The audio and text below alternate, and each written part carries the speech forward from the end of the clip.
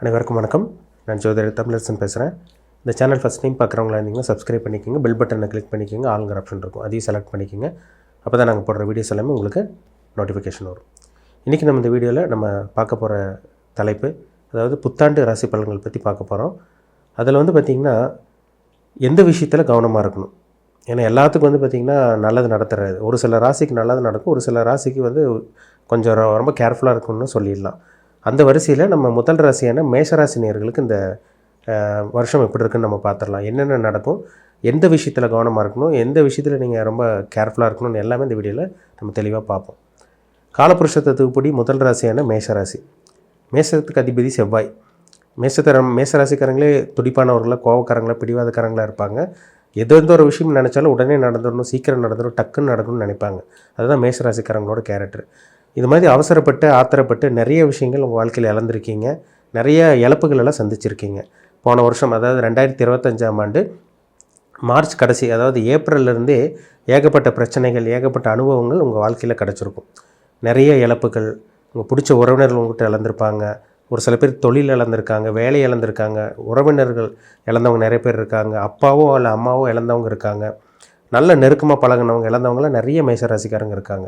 நிறைய அனுபவங்களை இந்த சனி உங்களுக்கு கற்றுக் கொடுத்துருப்பார். இந்த வருஷம் என்னென்ன நடக்கும், எப்படி இருக்கும், எந்த விஷயத்தில் நீங்கள் ஃபோக்கஸ் பண்ணணும், எல்லாமே நம்ம இந்த இதில் பார்த்துடலாம். 12ஆம் இடத்துல சனி இருக்காருங்க. ராசிக்கு, அதாவது மேஷ ராசிக்கு 12ஆம் இடமான விரயஸ்தானத்தில் சனி இருக்கார், மீன ராசியில் இருக்கார். இந்த வருடம் உங்களுக்கு ஜூன் மாதம், அதாவது இந்த வருடம் நடுப்பகுதியில் ராசிக்கு 4ஆம் இடத்துக்கு குரு வந்துடுவார். அதாவது 3ஆம் இடத்துல குரு இருக்கார், 4ஆம் இடத்துக்கு குரு வந்துடுவாங்க.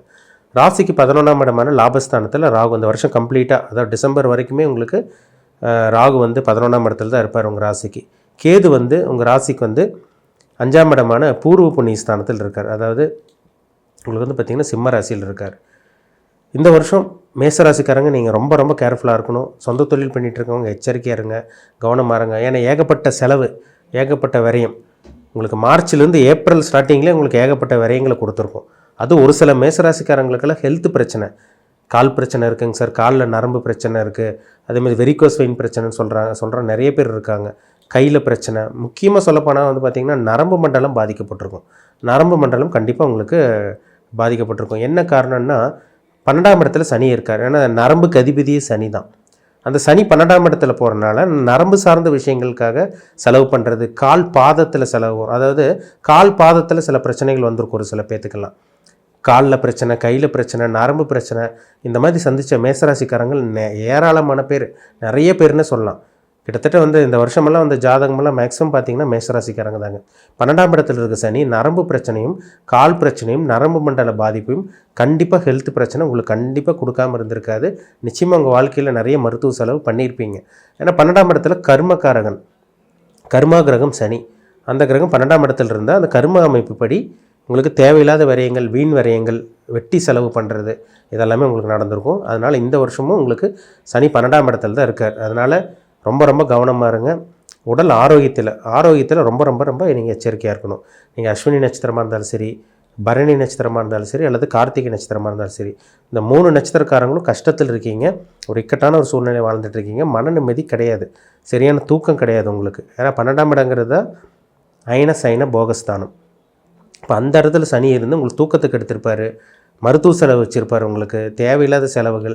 ஒரு சில பேர் தான் வீடு வாங்கியிருக்கீங்க, சரிங்களா? ஒரு சில பேர் தான் உஷாராக நீங்கள் பார்த்திங்கன்னா வீடு தேவையில்லாத செலவுக்கு போகிறதுக்கு நீங்கள் விவரமாக, ஒரு சில பேர்லாம் சொல்கிறாங்க, சார் நாங்கள் விவரமாக நாங்கள் வீடு கட்டிட்டோம், வீடு வாங்கிட்டோம், நாங்கள் வீடு ஆல்ட்ரேஷன் பண்ணிட்டோம், நாங்கள் வாகனம் வாங்கிட்டோன்னு ஒரு சில பேர் சொல்கிறாங்க. ஒரு சில பேர் இந்த பணத்தை சேர்த்து வச்சவங்களும் என்ன பண்ணுறாங்கன்னா அவங்களுக்கு மருத்துவ செலவு, தேவையில்லாத செலவு இந்த 12ஆம் இடத்துல இருக்க சனி கொடுத்துட்டார். அதுதான் உண்மை, சரிங்களா?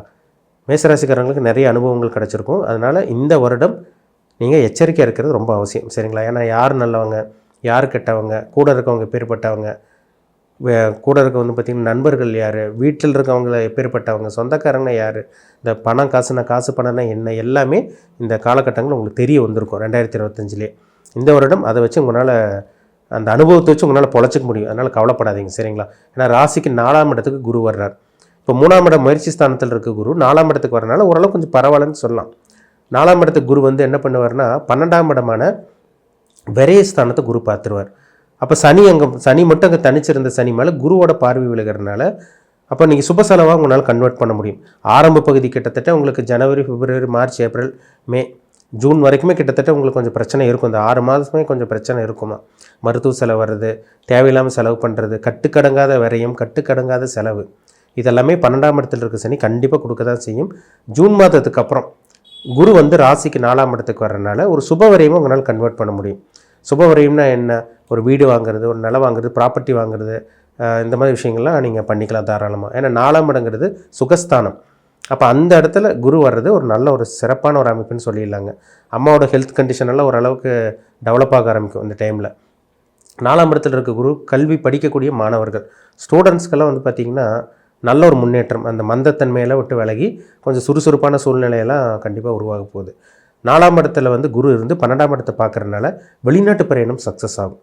வெளிநாடு போக முடியலன்னு ஒரு ஏக்கத்தில் இருக்கவங்க, ஃபாரின் போக முடியலன்னு இருக்கவங்க, ஃபாரின் ட்ரிப்பு போக முடியலன்னு சொல்லிட்டு இருக்கவங்களுக்கெல்லாம் இந்த வருடம் வெளிநாட்டு பிரயாணம் உங்களுக்கு சக்ஸஸ் ஆகுங்க. சரிங்களா? கண்டிப்பாக வெளிநாடு போயிடுவீங்க. அது படிக்கிறதுக்காக இருந்தாலும் சரி, வேலை விஷயமா, தொழில் விஷயமா, இல்லை உங்கள் ஃப்ரெண்ட்ஸை நண்பர்கள் பார்க்குறதுக்காக இருந்தாலும் சரி, எதாக இருந்தாலும் சரி, வெளிநாட்டு பிரயாணம் உங்களுக்கு வெற்றிகரமாக உங்களுக்கு அமைஞ்சிடும். நீங்கள் முயற்சி பண்ணுங்கள். நீங்கள் முயற்சி பண்ணிங்கனாலே இந்த வருஷம் உங்களுக்கு வீடு வாங்குறது, நிலம் வாங்குறது, ஒரு இடத்த வாங்கி போடுறது, மனசுக்கு பிடிச்ச வண்டி வாகனம் வாங்குறது, இல்லை வாகனத்தை மாற்றுறது, இந்த மாதிரி விஷயமெல்லாம் நிச்சயமாக உங்களுக்கு அமைஞ்சிருங்க. சரிங்களா? இருந்தாலும் 7.5 சனி போயிட்டுருக்குன்னு மறந்துட வேண்டாம். கொஞ்சம் செலவு உங்களுக்கு இருக்க தாங்க செய்யும். 12ஆம் இடத்துல இருக்க சனி கிட்டத்தட்ட 2.5 வருஷம் செலவு பாருங்கள். 2.5 வருஷம் செலவு தான் கொடுக்கும். அதுக்கு பேர் தான் உங்களுக்கு விரைய சனின்னு சொல்கிறோம். சரிங்களா? அதனால் இந்த 2026ஆம் ஆண்டு கண்டிப்பாக மேஷராசிக்காரங்களுக்கு செலவு தவிர்க்க முடியாமல் இருக்கும். கண்டிப்பாக தவிர்க்கவே முடியாது. நீங்கள் சுப செலவாக மாற்றிட்டீங்கன்னா அது புத்திசாலித்தனம். சரிங்களா? ஒரு சில பேர் தான் கஞ்சத்தனப்பட்டுட்டு பணத்தை அப்படியே சேர்த்தி வச்சுட்ருப்பாங்க. ஆசை அதிகமாக இருக்கும். ஆனால் மனசில் வந்து பார்த்திங்கன்னா மனசு வராது. அடுத்தவங்களுக்கு கொடுக்குறக்கும் மனசு வராது. இவங்க செலவு பண்ணுறதுக்கும் மனசு வராது. காசு பணம்னு சேர்த்து வச்சுட்ருப்பாங்க. அவங்களுக்கு தான் தேவையில்லாமல் மருத்துவ செலவு வேறவங்கிட்ட போய் ஏமாறுவாங்க. சேர்த்துனோம் உஷாராக இருக்கிறவங்க அங்கே தேவையில்லாமல் செலவு வந்து உஷாராக இருக்கிறவங்க பேரில் அடுத்தவங்ககிட்ட போய் ஈஸியாக ஏமாந்துருவாங்க. இதெல்லாம் நிறைய பார்க்க முடியுது. சரிங்களா? அதனால் நீங்கள் ஏதோ ஒரு லேண்டில் ப்ராப்பர்ட்டியில் இன்வெஸ்ட்மெண்ட் பண்ணுறது, அதேமாதிரி வந்து பார்த்திங்கன்னா 2 வீலர் வாங்குறது, கார் வாங்குறது, 4 வீலர் வாங்குறது, இந்த மாதிரி விஷயங்கள்லாம் நீங்கள் சுப செலவில் பண்ணிட்டீங்கன்னா கண்டிப்பாக உங்களால் தப்பிச்சிக்க முடியும். நிறைய மேஷராசிக்காரங்களுக்கு இந்த வருஷம் கல்யாணம் நடக்கும்.